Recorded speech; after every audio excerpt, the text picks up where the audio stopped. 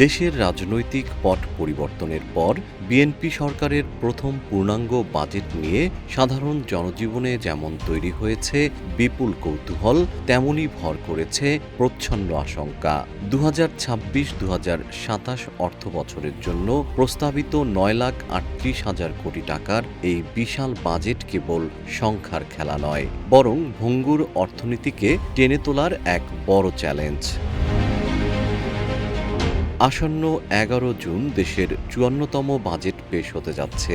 মূল্যস্ফীতি নিয়ন্ত্রণ আর কর্মসংস্থান সৃষ্টির বড় বড় প্রতিশ্রুতির ভিড়ে সাধারণ মানুষের মনে এখন একটাই বড় প্রশ্ন, এই বিশাল বাজেটের খরচ যোগাতে সরকার আপনার পকেট থেকে কত টাকা খসাবে। প্রতি বছরের মতো এবারও প্রত্যক্ষ ও পরোক্ষ করের মাধ্যমে সরকারের আয়ের সিংহভাগ আসবে আপনার আমার মতো সাধারণ নাগরিকের পকেট থেকেই। আর এই আয়ের তুলনায় ব্যয় বেশি হলে সেই ঘাটতি পূরণে সরকার অভ্যন্তরীণ ঋণ, বৈদেশিক ঋণ অথবা অনুদানের উপর নির্ভর করতে হবে।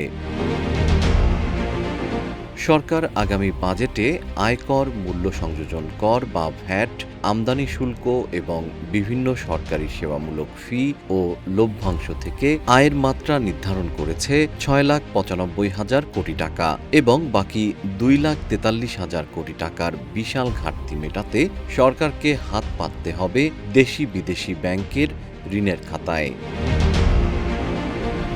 সরকারের বিশাল বাজেটের লক্ষ্যমাত্রা পূরণ এবং অর্থনৈতিক চ্যালেঞ্জের চাকা সচল রাখার দায় শেষ পর্যন্ত এসে ঠেকছে সাধারণ মানুষের পকেটে।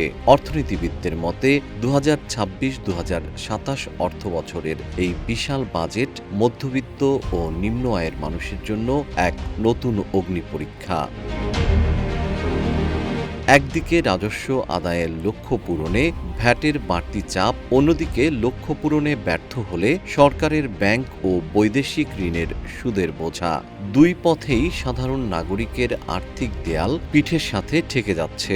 সরকারের এই মেগা পরিকল্পনার মারপ্যাচে সাধারণ মানুষের জীবনযাত্রার ব্যয় এখন এক অনিশ্চিত চক্রে বন্দী। জিএম শিহাব, রূপালী বাংলাদেশ।